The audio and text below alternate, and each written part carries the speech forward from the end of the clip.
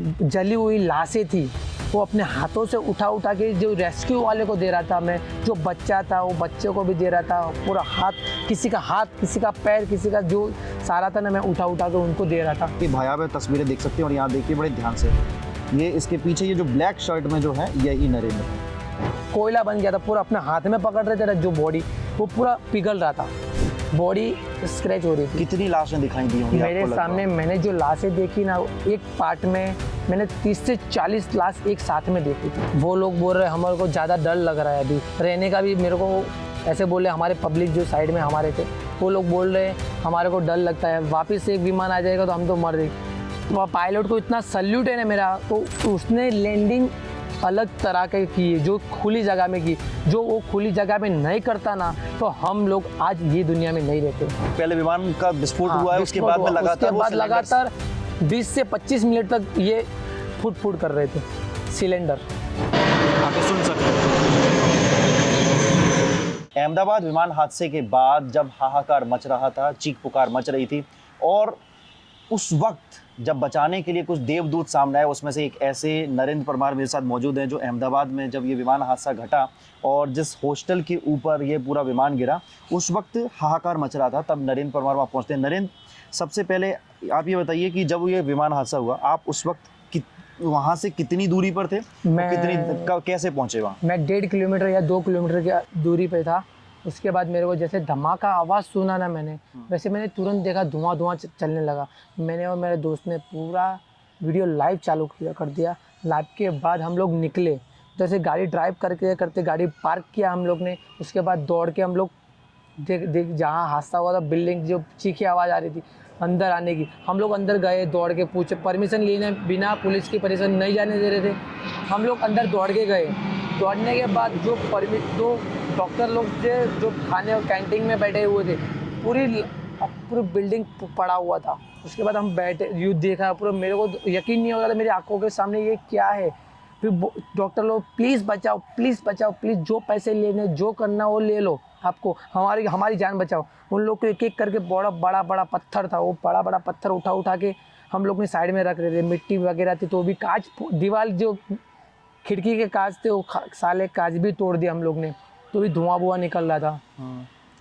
वो लोग देखे हम लोग ने। उसके बाद हम लोग ने पाइप उठाई, जो पिलर्स वगैरह थे, जो पिलर्स, उन लोग को रस्सियाँ बांध के हम लोग ने पूरा खड़ा किया पिलर से, उन लोग को निकाला। एक बंदा जो डॉक्टर नहीं चलने पा रहा था, उसको मैंने अपने हाथों से उठाया, दूसरे माले से मैं उसको नीचे सुलाया। उसने मेरे को हाथ भी जोड़ा, मेरे को बहुत अच्छा किया, सर आपको धन्यवाद है। मैं बोला ठीक है। उसके बाद मैं घर पे गया, और घर पे बाद दूसरा टी शर्ट चेंज किया, पूरा खून वगैरह था मेरे हाथ वगैरह में। उसके बाद मैं घर पे गया, उसके बाद मैं आया वापस से, दूसरी मेरे को अंदर तो जाने ही नहीं दे रहे थे पुलिस वाले वगैरह, उधर से दूसरी बिल्डिंग में मैं घुसा। उसके बाद जो जली हुई लाशें थी वो अपने हाथों से उठा के जो रेस्क्यू वाले को दे रहा था मैं, जो बच्चा था वो बच्चे को भी दे रहा था, पूरा हाथ, किसी का पैर, किसी का जो सारा था ना, मैं उठा के उनको दे रहा था।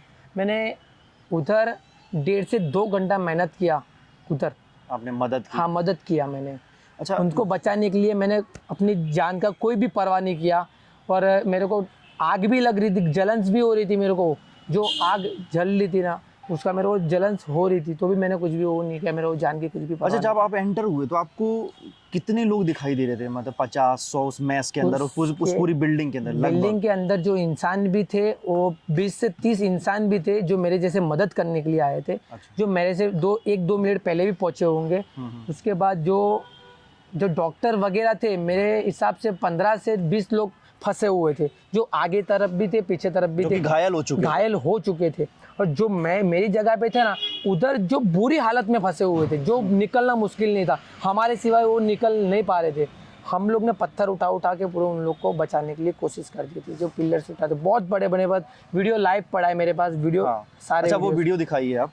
अच्छा, और ये चीज़ बताइए, कितने जो डॉक्टर्स थे ना उसमें से महिलाएं कितनी थी, पुरुष कितने थे? उसमें पुरुष ही थे। हाँ, पुरुष ही थे। ओके। हाँ, उसमें भी मेरे पास ये लाइव वीडियो भी पड़ा है।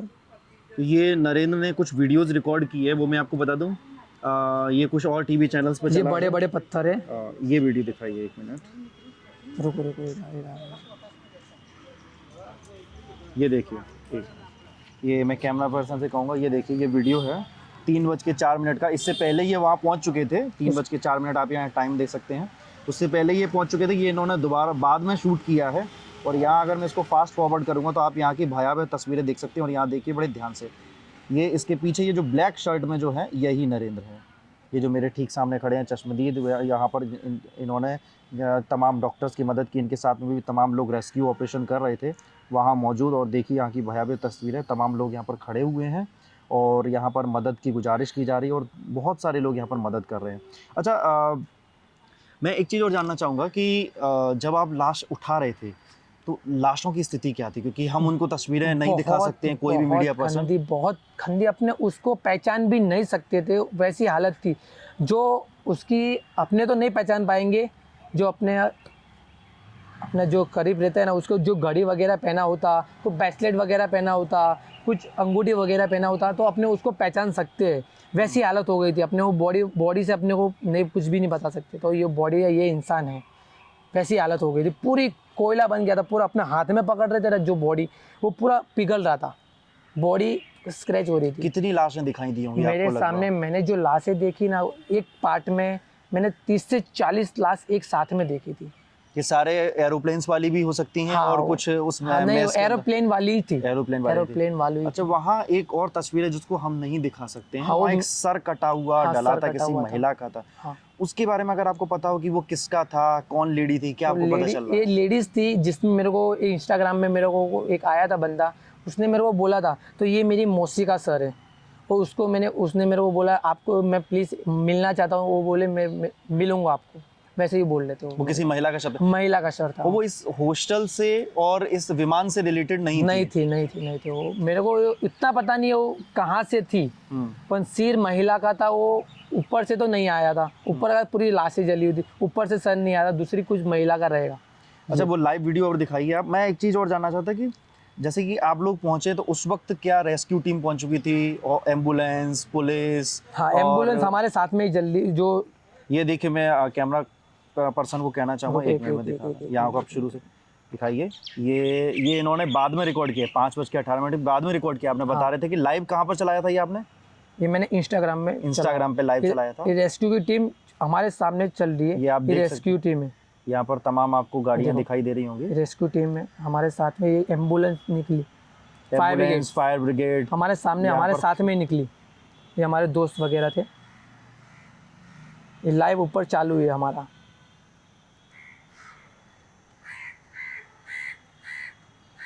ये अहमदाबाद का मेघानी नगर इलाका है, जहाँ से कुछ ही दूरी पर एयरपोर्ट है। वहाँ से दिन भर दिन रात ऐसी ही उड़ानें भरी जाती हैं।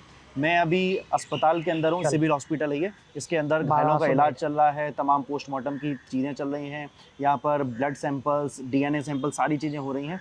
और यहाँ से मुश्किल से 300-400 मीटर की दूरी पर ही वो जगह है, 300 मीटर की दूरी पर, जहाँ पर ये विमान हादसा हुआ है। तो आप ये नेचुरली सुन सकते हैं कि यहाँ पर हर वक्त ऐसी ही चीज़ें होती रहती हैं कि विमान जा रहा है, उड़ रहा है, लेकिन एकदम से ऐसी घटना घटती है।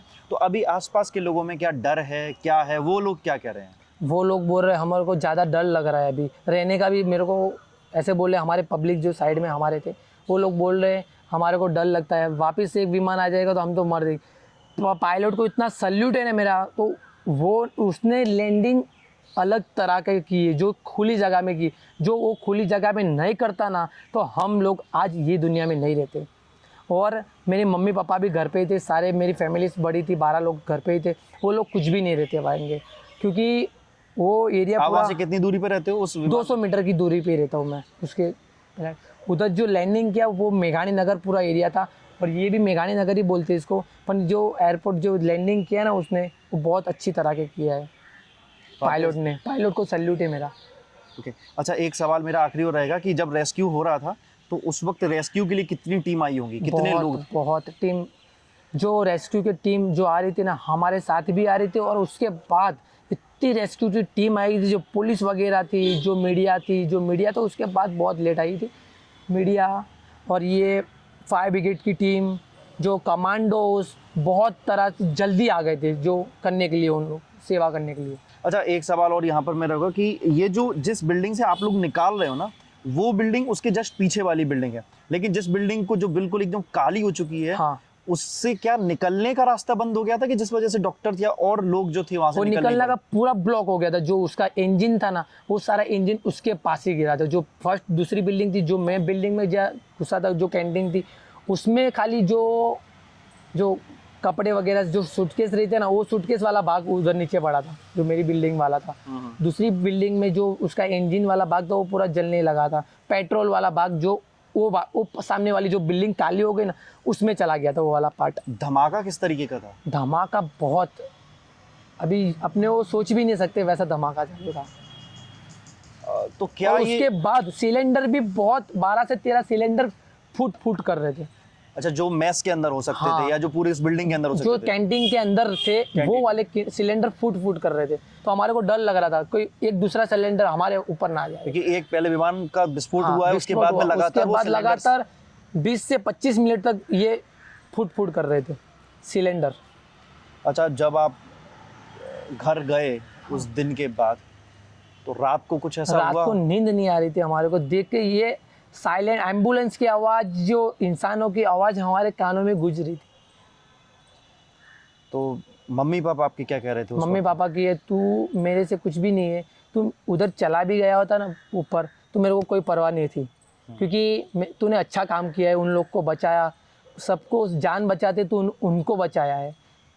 मेरे को वो सल्यूट कर रहे थे मम्मी पापा मेरे। Thank you. और इस बात के लिए नरेंद्र कि आपने एक साहस उठाया, एक हौसले भरा एक काम किया, क्योंकि अमूमन ऐसा होता है कहीं कोई हादसा हो जाता है, अगर सड़क किनारे भी हो जाता है तो बहुत जल्दी लोग नहीं जाते हैं, लेकिन एक कम उम्र में एक लड़का जाता है, लोगों की मदद करता है। तमाम वहाँ लोग मौजूद थे जिनसे मैं नहीं मिला हूँ, लेकिन उन सभी को मैं ज़रूर धन्यवाद कहना चाहूँगा, और वो सारी फैमिलीज़ भी करना चाहेंगी, पूरा देश करना चाह रहा है और कह रहा है कि आप लोगों का बहुत बहुत धन्यवाद है कि आपने इस तरीके से लोगों की मदद की।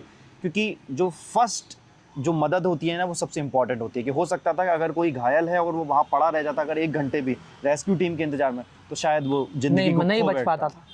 वो ऐसे चिल्ला रहा था ना, मुझे बचाओ, तुम्हारे को जो चाहिए, जितने पैसे चाहिए उतने ले लेना हमारे से, हमारे को पहले निकालो। और धुआं भी बहुत था। धुआं बहुत था, पूरी नीचे अपने पाँव रखे थे, उधर जलन से हो रही थी, वैसा पाँव था। मेरे चप्पल भी उधर गिर गए थे, चप्पल बिना मैं घर पे गया था। तो आप ये समझ सकते हैं कि वहाँ की उस वक्त की क्या भयावह दृष्टि रही होगी, भयावह वहाँ का दृश्य रहा होगा। धन्यवाद। मेरा नाम है पीयूष परमार और मेरे साथ मौजूद हैं नरेंद्र परमार, जिन्होंने इस पूरे घटनाक्रम के दौरान अपनी मदद की। देखते रहिए गलाटा इंडिया।